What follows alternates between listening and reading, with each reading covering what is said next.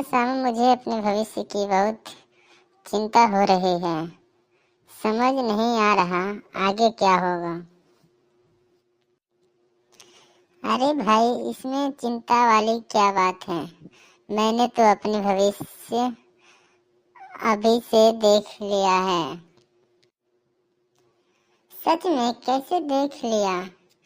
तुझे ज्योतिष विद्या आती है क्या?